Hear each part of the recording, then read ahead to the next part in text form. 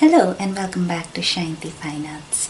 Today's episode will be dedicated to a request from all of you on how to draw bubbles and water droplets. So here's a very easy tutorial on how to draw bubbles and water droplets. Check it out.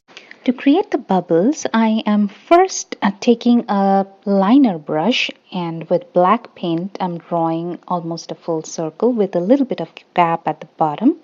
And then I'm taking a second stiff round brush, which is just slightly damp, and smudging the inner lining of the black circles. Now remember that the black paint has to remain wet, and you have to use a slightly damp brush, not a very wet brush, to moisten the paint. Now on the bottom side of the open side of the bubble, I am adding a little bit of white paint and first smudging it, and then adding a little additional paint for the highlight. Once that is done, I'm going to add a little bit of highlight just on the opposite side with the same white paint. And make sure that the highlight that you're adding on the top and bottom side should be a little bit curved to give a more realistic look. Now now the bubbles are ready. Now how to convert the bubbles into a water droplet on a vertical wall, or a vertical surface rather.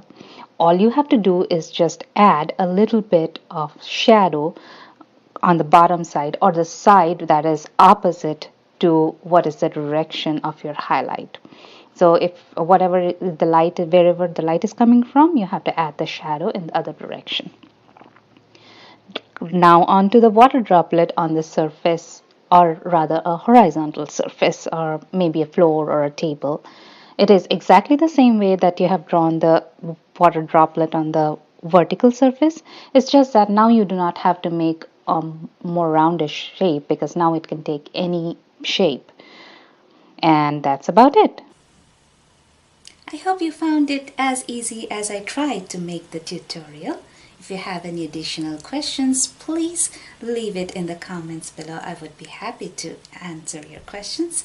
And do not forget to hit the like and subscribe buttons as usual. All materials are linked below in the video description. I have worked with acrylics in this video, and you can also do the same things with oil paints. Thank you for watching.